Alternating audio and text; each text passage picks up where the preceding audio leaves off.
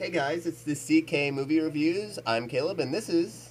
Christine. And today we're reviewing a movie called Charlie and the Chocolate Factory. I'm sure none of you have ever heard of that one. It's really obscure and, no one's ever heard of it. It's, No, none at all. it's completely not popular or anything, but I guess Little you indie should start film. out with this one, Christine, since you have some really strong feelings about this Tim Burton remake. Alright. Well, Willy Wonka and the Chocolate Factory was actually one of my favorite movies as a child, and I did go see this remake when it was in theaters. I kind of liked it. It was a cute take on it. It was different, but overall, I just felt it was completely unnecessary to remake something that was already brilliant and established and really well received. Yeah, but here's the whole thing, and I completely agree with almost everything you said, which is weird because I thought we were going to have a complete disconnect here. But no, I have to agree with you that it was unnecessary, but they did probably the best job that they could of making this one as different as humanly possible. I mean, the character of Willy Wonka is completely twisted around here. Johnny Depp basically turned it into Michael Jackson from what I was getting. I mean, Yeah, I weren't you... really felt the pedophile vibe coming off pretty Ooh, strong. children, come have some candy. Ooh, get on the candy boat, the candy boat. I'm so afraid he's gonna sneak up to someone and be like, surprise butt sex.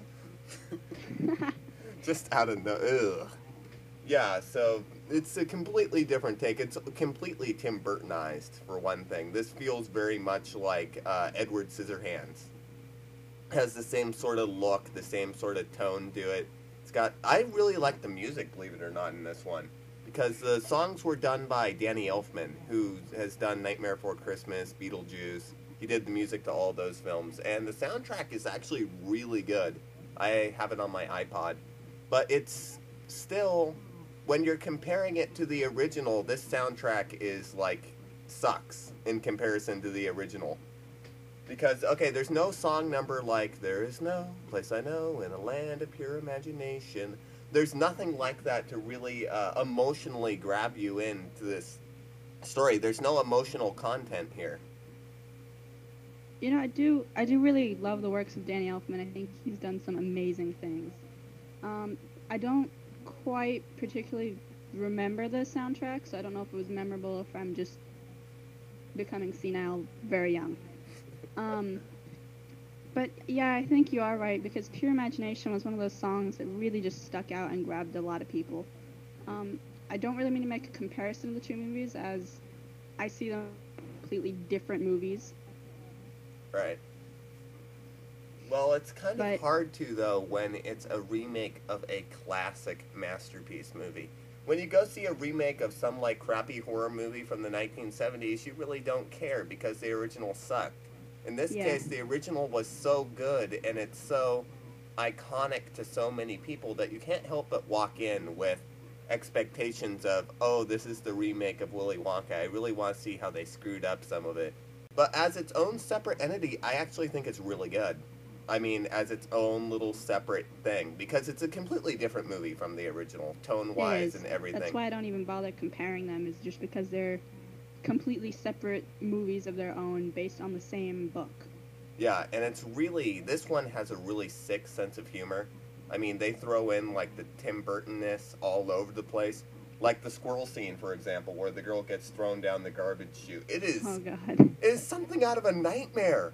I swear, those squirrels scared the crap out of me.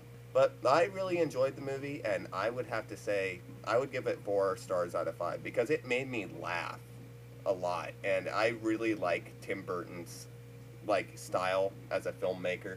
And so maybe I'm a little bit biased because of the Johnny Depp performance and because of Tim Burton, but I've got to give it a 4 out of 5. I'm probably a little biased here too, because the original is probably my favorite movie. Um, on its own, it was kind of cute. I laughed a few times. It was really weird with the whole pedophile thing going on. So I'd probably say 2.5 out of 5. Really? That Yeah, low? well, it was enjoyable to me, but I'm not gonna go back and watch it again. On the CK Reviews, I gave Charlie and the Chocolate Factory a 4 out of 5, and... I gave it a 2.5 out of 5. Alright, so this is the CK Reviews, and we're signing out. Say goodbye to the people, Christine. Goodbye.